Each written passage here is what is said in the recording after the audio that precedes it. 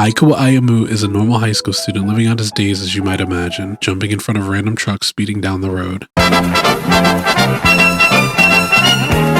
Aikawa is a zombie, an immortal creature that will never die no matter how much damage he takes. He wasn't always an undying meat sack though. Enter Euclid Hellscythe. She's a neckwear-mancer, a mech-wear-nancer, a chest-wear prancer, a necromancer?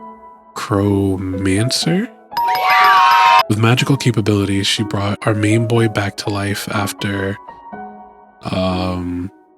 okay, wait, give me a second, we'll get to that. Aikawa goes to a cemetery to calm his nerves after being reminded that the killer who left him in red Kool-Aid had claimed another victim. In the cemetery, Ayamu is impaled by a jacket-wearing bear and harassed by a cosplaying annoyance named Haruna. Haruna makes quick work of the creature while also chainsaw manning Aikawa in two. She learns he's a zombie and we get an explanation about megalos and how they're supernatural entities and blah blah blah blah blah. They're fucking monsters, okay? Some good, some bad, most being deadly.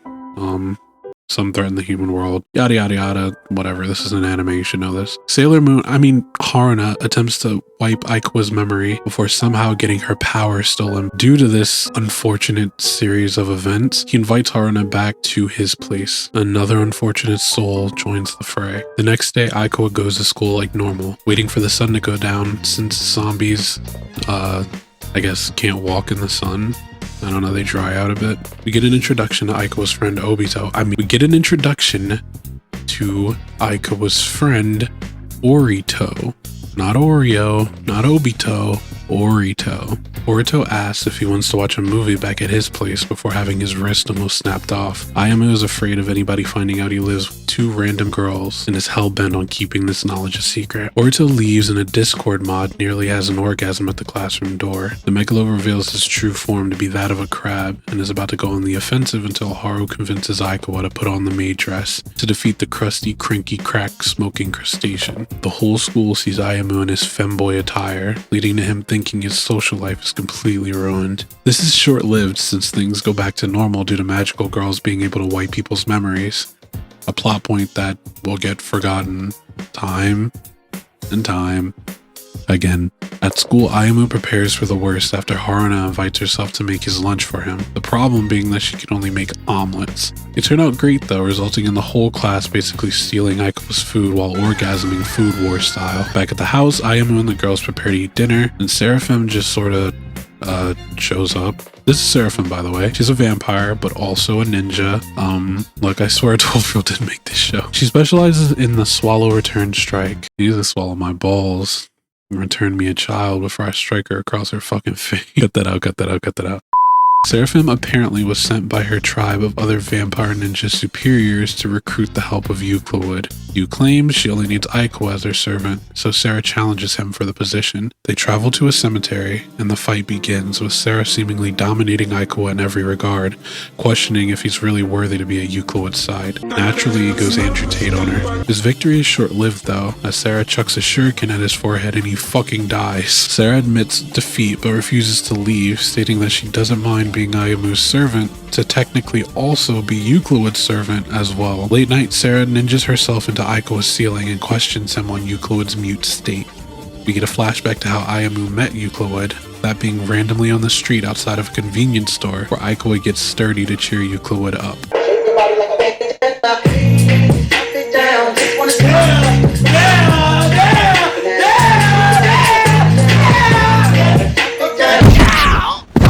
The two share a heartfelt conversation before parting ways. On his way home, Ayamu bravely investigates the bloody scene of a house only to be impaled by an unknown assailant. Euclid brings Ayamu back to life and their unnatural relationship is born. We get an explanation of how Aikawa is able to live all alone. His parents travel abroad because anime. The next day at school, Orito invites Aikawa to the bowling alley as a last-ditch effort after getting rejected by several classmates. They head to the bowling alley and while lamenting on his best friend's horrible, terrible, god-awful riz, Ayamu catches a glimpse of his naturally supernatural roommates not too far from him. The panic of Orito finding out about him living with several girls and spreading the rumor to the rest of the school becomes a plot point. Despite Ayamu being able to wipe people's memories, he keeps forgetting about that. But Orito finds out anyway, leading to a phone call that reveals his childhood friend Kyoko is in the hospital. We learn that Kyoko was assaulted by the murderer who's been on a rampage. Orito's friend claims she remembers what that killer looks like and describes in detail a person that could only be Euclid. While cooking dinner one night, Haruna ropes Sarah into cooking with her, while Ayamu laments on the information given to him by Orito's friend. The food Sarah makes ends up looking like the purple goo in a Mario jungle level. Ayamu reluctantly goes in to try some before his chopsticks melt as soon as they make contact with the gross concoction, as well as melting the wall and even the spoon used to scoop it out of the pot. Ayamu tries some and immediately gets sent to Brazil.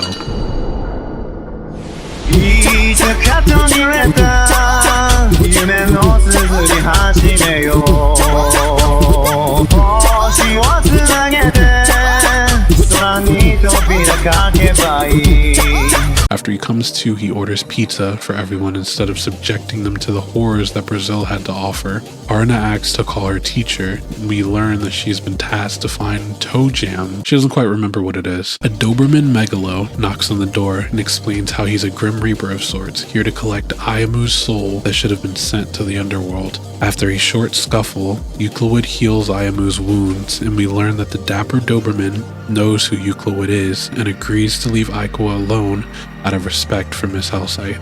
Kerberos, that's his name by the way, claims that another murder is happening a couple blocks away, which results in Ayamu tagging along with him to see if it could potentially be the murderer he's been searching for. Along the way, Kerberos explains that when Euclid heals someone, she actually takes all the pain onto herself, meaning that for her to extend that level of kindness to him, Ayamu must be a very special person to her.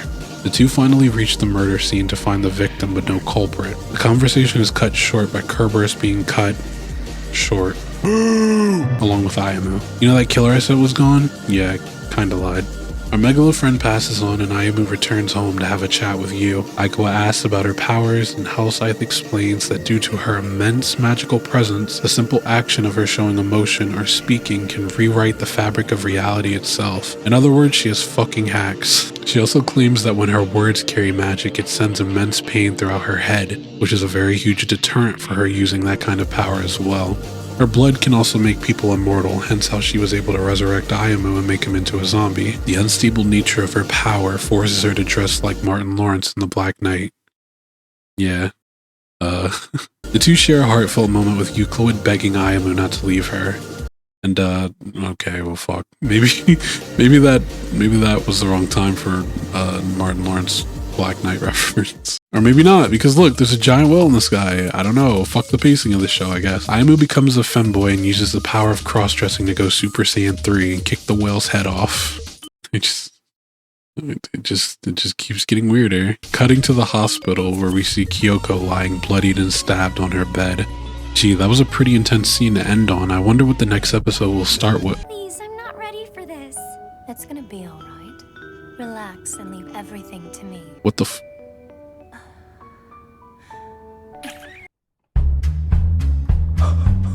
Hold on. Wait. Hey!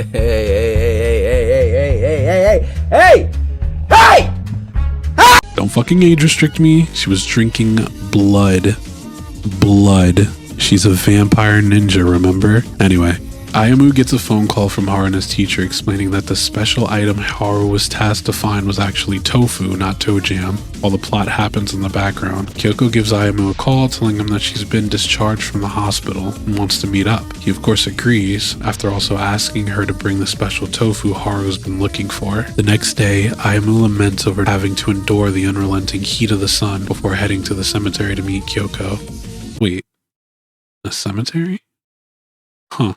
A flashback shows Euclid doesn't really approve of Aiko going out so late, but he assures her everything will be fine. Back at the cemetery, Kyoko and the plot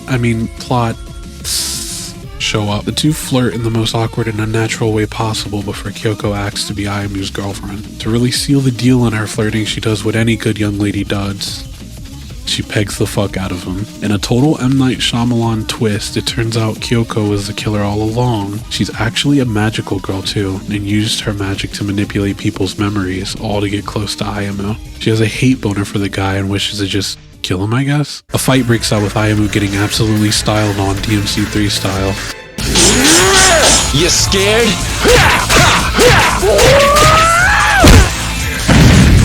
Stand still. Until Haru and Sarah show up to even the odds. Sarah stabs Kyoko through the chest and she collapses on the ground, bloodied and beaten. All's well that ends well, right? Did you really believe that you were the only immortal one around here? Oh crap, you're a zombie too? So yeah, I lied again. Kyoko's still alive and is hell-bent on killing Ayamu This time you're until... gonna burn and there'll be no coming back!